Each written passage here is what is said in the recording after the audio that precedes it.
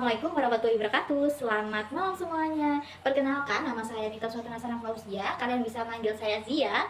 Di sini saya akan memaparkan materi tentang matematika, materi teorema Pitagoras, teman-teman. Tapi sebelum kita masuk ke materi, saya ada satu quotes nih, teman-teman, yang dikutip oleh Imam Syafi'i, yaitu, jika kamu tidak tahan akan penatnya belajar, maka kamu akan menanggung perihnya kebodohan. Yuk, kita mulai belajarnya.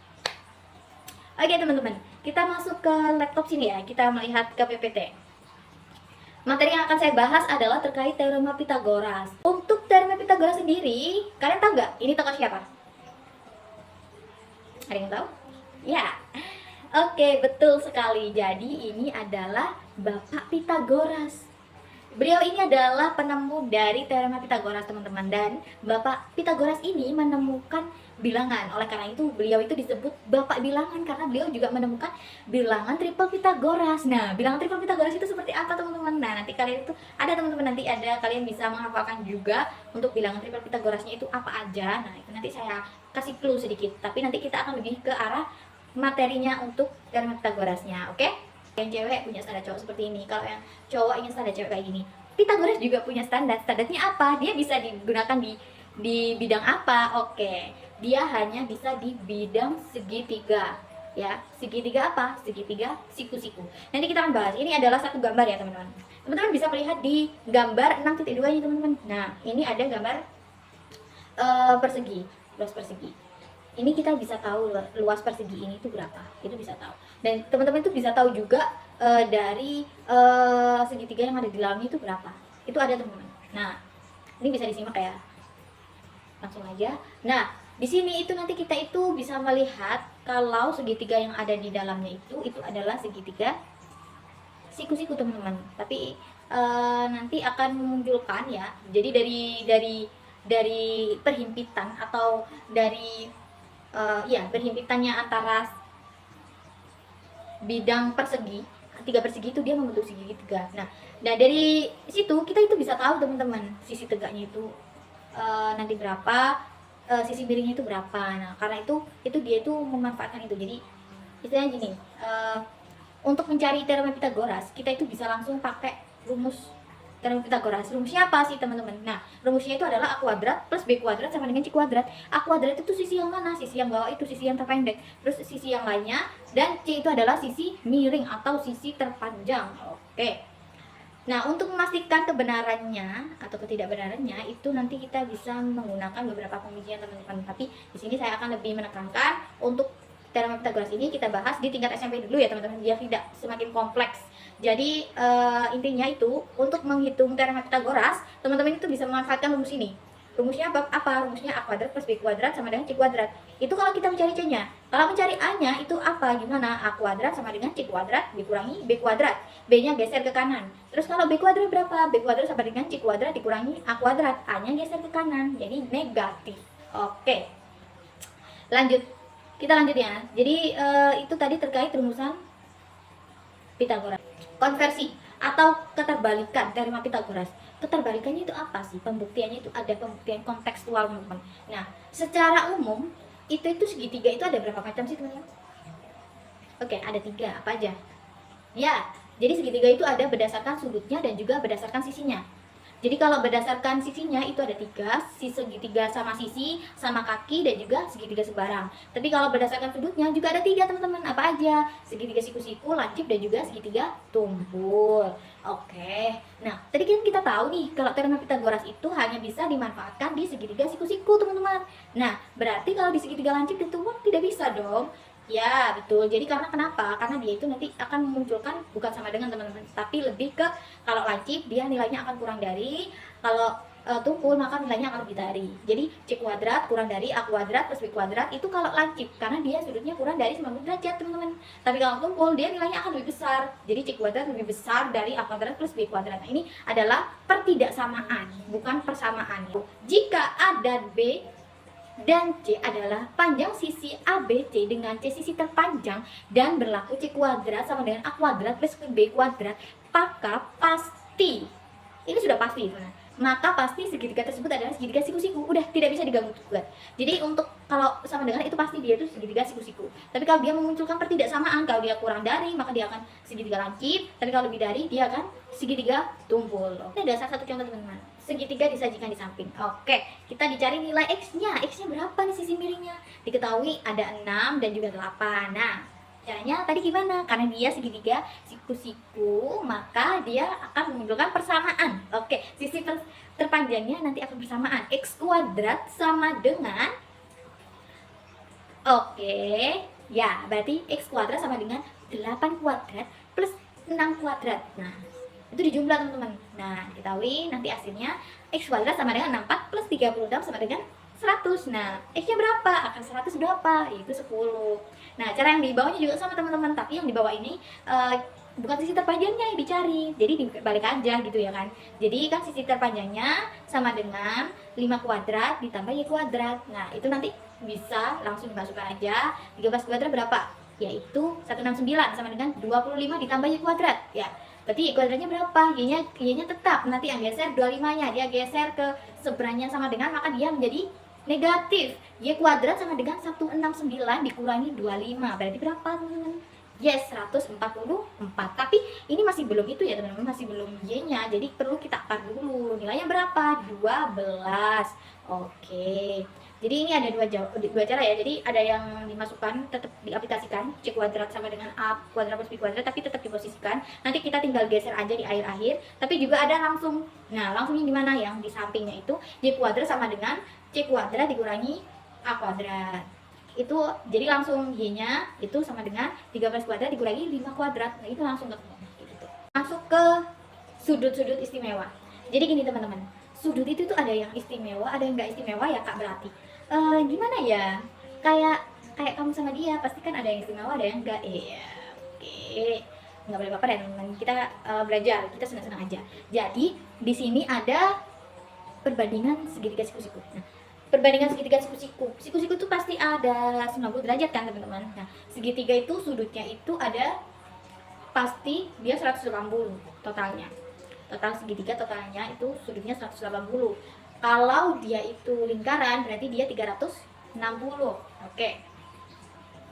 Nah, di sini sudut-sudut istimewa itu sudutnya berapa aja sih Kak? Kok kenapa disebut sudut istimewa?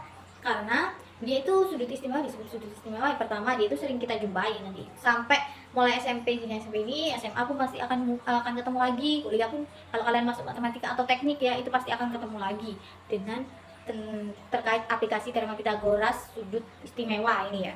Jadi sudut istimewa itu ada berapa aja? Ada 0, 30, 45, 60 dan juga 90. Tapi sebenarnya itu Kak berarti kan sudut itu kan ada 180 ya kalau di segitiga. Tapi kan lingkaran kan enggak 180. Iya, betul. Lingkaran itu sudutnya ada berapa? 360. Nah, ini nanti akan berkaitan juga. Jadi itu nanti itu akan berkorelasi gitu, teman-teman. Paham enggak? Jadi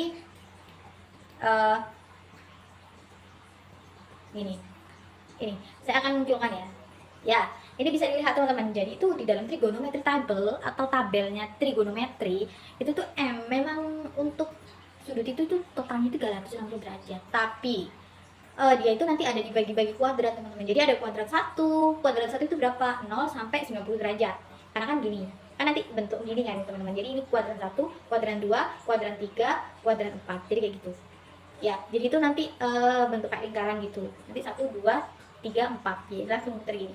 Nah, untuk di tabel trigonometri teman-teman bisa lihat kan. Nah, oke. Aduh, Kak saya bingung ini maksudnya gimana. Oke, nanti kita akan ringkas saja karena di jenjang SMP kita masuk ke trigonometri kuadran 1 aja teman-teman. Kalian cukup menghafalkan itu aja. Nanti untuk yang kuadran 2, kuadran 3, kuadran 4 itu nanti kalian tuh tinggal menyesuaikan aja. Nanti itu ada kesamaan. Kalian bisa melihat di tabel ini teman-teman. Oke ya. Jadi kalau sin itu apa sih Kak? Cos itu apa sih Kak? Kalau tan itu juga apa? Oke, sin itu adalah perbandingan atau pembagian dari sisi depan dibagi sisi miring. Misal ini ada segitiga yang tadi nih ini ya yang ada di gambar 620. Kalian bisa melihat teman-teman gambar di sini ya. Di gambar 620. Sin itu yang mana sih Kak? Nah, sin itu adalah sisi depan dibagi sisi miring. Sisi depan misal 45 derajat ini ya. yang bawah ini ya. Berarti sisi depannya mana? P. Sisi miringnya mana? Pi akar 2. Berarti sinnya berapa? P per pi akar 2. Gitu ya. Terus juga sama nih, kalau misal cos gimana? Kalau cos, ini saya contohkan yang sebelahnya. Kalau cos ini, misal nih, dia sudutnya yang 30, cosnya yang di samping. Cos itu adalah perbandingan sisi samping dibagi sisi miring. Samping miring, itu cos ya. Ini di sini berapa? 30. Q per Q akar 3 dibagi 2 Q. Nah, kayak gitu. Jadi kayak gitu nah, teman-teman. Kalau misal di sudut istimewa kalian tuh nggak usah gitu, teman-teman. Kalian tuh bisa langsung hafalin aja. Kalau sinnya 0 itu pasti 0, cosnya 1, tannya berarti 0. Kan kalau tan ini sin dibagi cos ya. 0 dibagi 1 akan tetap sama dengan 0 gitu. Kalau 30 berarti setengah, cosnya setengah akar 3 dan juga seterusnya. Jadi seperti itu. Teman-teman bisa menghafalkan ini dan ini akan terus keluar di tingkat kalau misal ada ujian sekolah pasti akan keluar, terus juga masuk SMA juga akan keluar, di perkuliahan juga pasti akan keluar teman-teman, gitu ya. Jadi seperti itu tadi adalah sudut-sudut istimewa. Oke, nah kita lanjut ke latihan soal teman-teman. Ini saya ada soal, tadi saya dapat soal dari adik saya ya. Jadi tadi adik saya tuh minta ajarin ke saya tentang triple Pythagoras juga teman-teman. Nah ini soalnya ditulis, jadi ini tulis tangan ya. Ini ada soal nih. Nah saya akan kasih contoh untuk soal yang nomor 1 aja. Nanti untuk yang nomor 2, nomor 3 teman-teman bisa kerjain di rumah. Nanti kita akan sharing lagi kalau teman-teman ingin kita bahas di video, boleh banget. Dan juga teman-teman bisa chat saya, DM saya, atau juga komen dari video saya kalau teman-teman ingin tahu untuk jawabannya ini bener gak sih kak, kayak gini, ini bener gak sih kak, gitu. Boleh, kita sharing-sharing dan juga belajar bareng ya. Jadi di sini untuk yang nomor 1, segitiga ABC, sudutnya diketahui di situ 45. Oke, yang hanya berarti gimana? Kalau segitiga itu sudutnya 180, maka yang sudut lainnya C-nya ini berapa? Di situ ada siku-siku, berarti 180 dikurangi 90 dikurangi 45 berarti berapa? 45. Oke, kita tahu sudutnya A dan C sama. Oke, berarti dia pasti segitiga sama kaki. Kalau segitiga sama kaki berarti apa kak? Berarti sisinya sama. Sisi yang mana yang sama? Yang ada sudutnya yang sama, yaitu sisi AB dan juga BC. Kebetulan ini ditanya sudut sisi AB dan BC nya berapa. Oke, sama guys. Jadi langsung kita masukkan, karena dia segitiga siku-siku, kita langsung masukkan aja rumusnya Pythagoras. Nah di sini AB sama dengan BC ya. Jadi AC kuadrat sama dengan AB kuadrat ditambah BC kuadrat. Kita umpamakan AC-nya adalah C kuadrat, AB-nya adalah AB kuadratnya adalah A kuadrat, BC kuadratnya adalah B kuadrat. Dan juga kita tahu juga karena segitiga sama kaki, jadi A kuadratnya sama dengan B kuadrat, teman-teman. Jadi kalian pakai satu variabel aja. Nah, berarti berapa? Bisa kita ambil A-nya. C kuadrat sama dengan A kuadrat ditambah A kuadrat. Berarti C kuadrat sama dengan 2A kuadrat. Nah, 2A kuadrat nanti C-nya berapa dimasukin? C-nya di situ diketahui AC-nya adalah 8. Berarti 8 kuadrat ya. 8 kuadrat sama dengan 2A kuadrat. Berarti 64 sama dengan 2A kuadrat. Berarti berapa? 64 dibagi 2, 32. Berarti A kuadratnya adalah 32, A-nya adalah akar dari 32. Berarti berapa? Disederhanakan, akhirnya akan ketemu 4 akar 2. Oke. Berarti di sini kita tahu AB-nya 4 akar 2, Kak. Berarti BC-nya sama, karena sama kaki, yaitu 4 akar 2.